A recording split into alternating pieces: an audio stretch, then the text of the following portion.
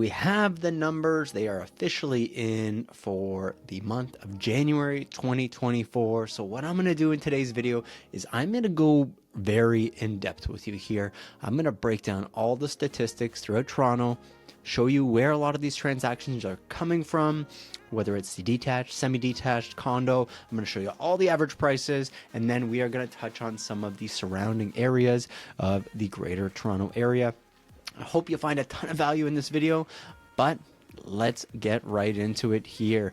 So what you're going to see from me is I am going to shrink myself down to size, and we are going to get going here. All right, so let's dive into the numbers. Here we are. We have the Toronto statistics here, and what we're going to do is we are going to start with just the overall numbers here in Toronto. So some of the very important things that we need to pay attention to, obviously, are what those average prices actually look like. So across the Toronto Real Estate Board throughout the month of January, and let me just adjust this guy a little bit here to end it in the 31st. So your average price across the board, all different home types, was just under 1.1 million at $1,098,000. Median price $875. Keep in mind, all of these do take into account your condo all the way through to your biggest detached home. On the average side of things, your median is going to rule out the highs and the lows. When it comes to transaction volume, you're going to see 27,000 transactions took place last night, and your average day on market was 28 days on market.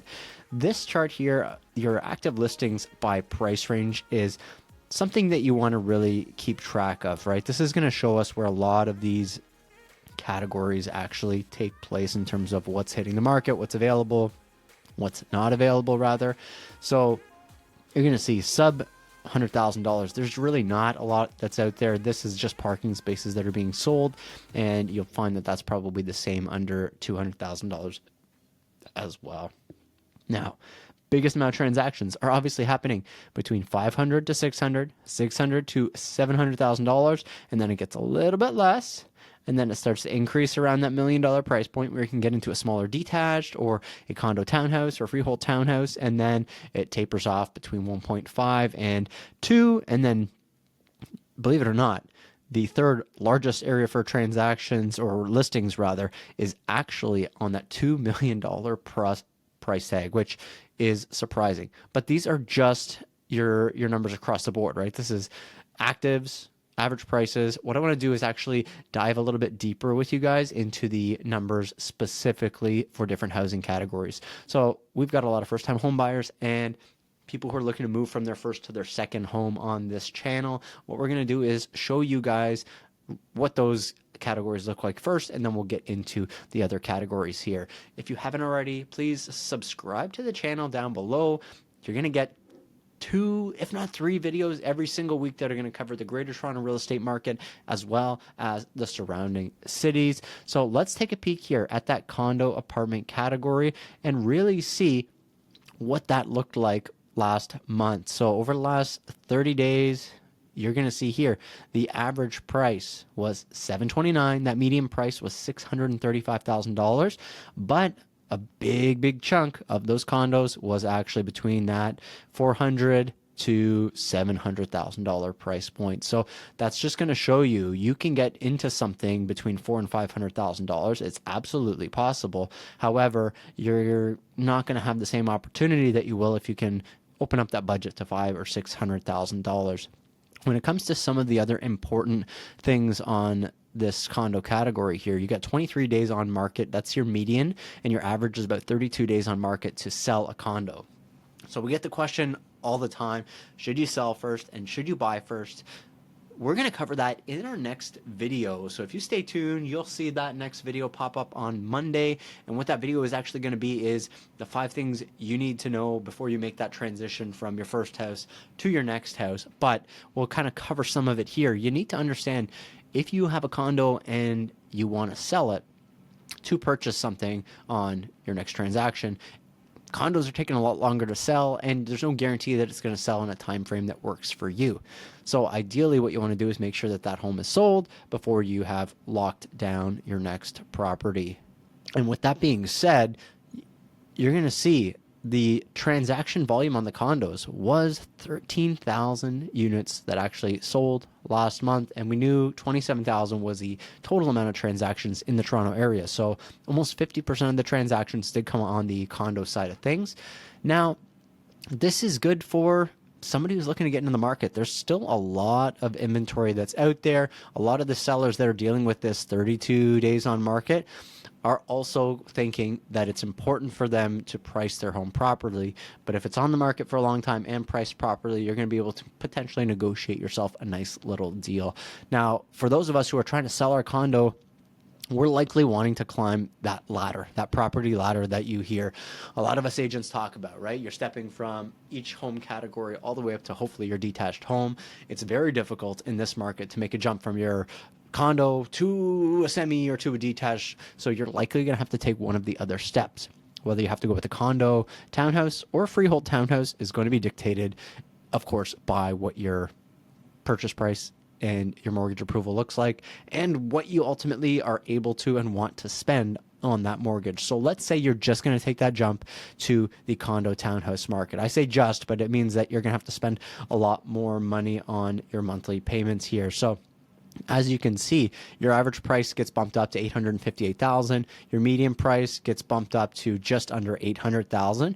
And you are seeing the majority of these being sold in that $600 all the way out to, I guess, $900,000 price point, right? You've got a total of 86, 77, and 78 listings. So a big chunk. That's almost 230 listings between $600 and $900,000. So that's a big chunk of properties for you guys to actually get into if you're looking for that jump from a condo to a condo townhouse.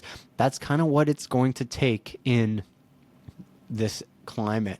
So once again, 30 days on market, still taking a long time to sell. They are selling for closer to your list price than the condos were. Condos were at 98% of list price that we were seeing them sell. Now, if we wanted to hop into the next category, that next category is going to be the attached row townhouse. Now, this is where we really see a big jump, right? Your average price is climbing to 1.219. Median price is hopping up to 1.150. So these numbers are taking a substantial jump. So it may not potentially be possible for you to go from your condo to your freehold townhouse. It just might not make sense. So you need to really understand the gravity of what the whole market is. So a lot of clients 3 or 4 years ago, pre-2020, you would have been able to make a jump from a condo to potentially a detached home because the values were not what they are today. But fast forward time, now a condo to even a freehold townhouse is a big, substantial jump. So you're going to want to talk with somebody, whether it's myself or whoever's representing you in making that transition smooth for you, to figure out what it actually is going to look like. Are you going to be able to get rid of a maintenance fee? Or are you still going to have a maintenance fee because you need to go with a condo townhouse based on the current market climate and what the prices are for these types of homes? They've actually held pretty stable over the last 6 to 8 months. We were thinking you might start to see prices change a little bit, but sellers have held in well. The condo market has dropped a little bit, but the other markets have been pretty stable with everything else considered. And Bank of Canada has already started substantially cutting rates. So maybe we've seen the end of the prices dropping, and maybe we're just in for a new norm, which might be just a stable real estate market in today's climate. So let's take a look at that next category. And some of you might have a townhouse, condo, or freehold, and you might want to hop into that semi-detached category. That's likely your next jump. So you're at 1.296, so 1.3 for all intents and purposes here, and 1.175 for that median price. And when we're talking about the volume, so you're seeing that major volume is coming out of 1 million to 1.250. Keeping in mind it's a $250,000 bracket now, not a $100,000 bracket. But let's take a peek and show you guys, what you're going to see here in terms of the amount of transactions that are actually taking place, right? So you've got 64 active on this $1 million to 1.25 bracket. You've got 55, and then you got another 62. So you have a big chunk out of that 300 listings that's actually available. for semi-detached that are in these three categories. And then you see a little bit of a lull between 1.5 and 2. But then once you hit the $2 million price point, lots of semi-detached here again. So keep that in mind. You might have some luxury semis, but most of them are going to fall under $1.5 million, which means you really need a freehold townhouse to make that jump up here to semi-detached that you're probably going to be excited about. And let's finish it off in Toronto at least. We're not done the video after Toronto, but let's finish off Toronto detached here. So Toronto detached, 1.713 is the average across Toronto. 1.350 is that median. So obviously there's some outliers here, which we will get into. And you're looking at an average of 22 days on market. So you might be surprised, but you might not be surprised. Detached homes, semi-detached homes are selling much quicker than a lot of the other categories. That's because people who are buying these are coming into them with equity, and people want to be in a freehold property, detached, semi-detached, or freehold townhouse a lot more than they want to have these maintenance fees if they can at all afford it. Now, take a look. There's not many detached under $1 million. You're going to have, a couple that pop up. There's a total of we got a total of 1,508 that are actually listed, but just under $1 million, you only have 108 of them here. 195 under 1.250. 193, 135, 168, and then we see a just enormous amount of listings that are active. Over $2 million, you have 652.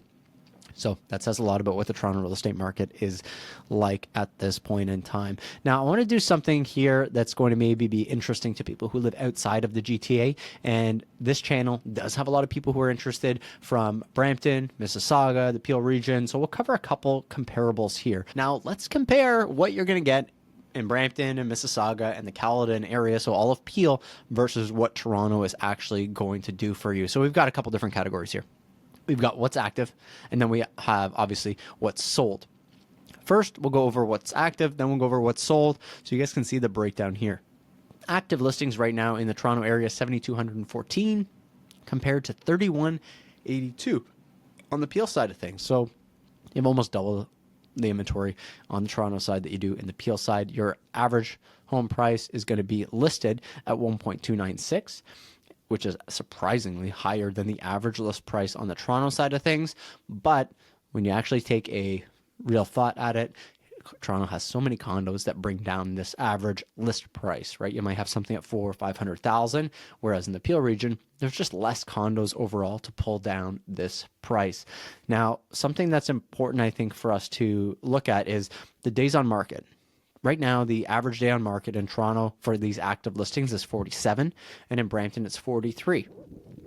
There's definitely a lot longer of a time you're going to be on market right now than you would have been in the past couple of years.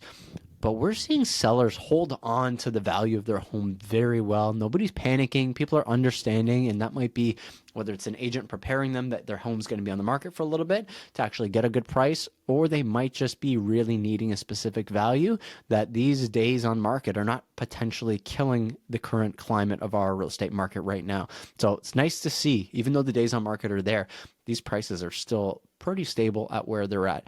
Now let's get into the actual sold prices, which is really what matters most. You can list for whatever you want, pipe dream and all, but what they sell for is a lot more important. So average sold price in Toronto, just under 1.1 versus the million 56 in the Peel region.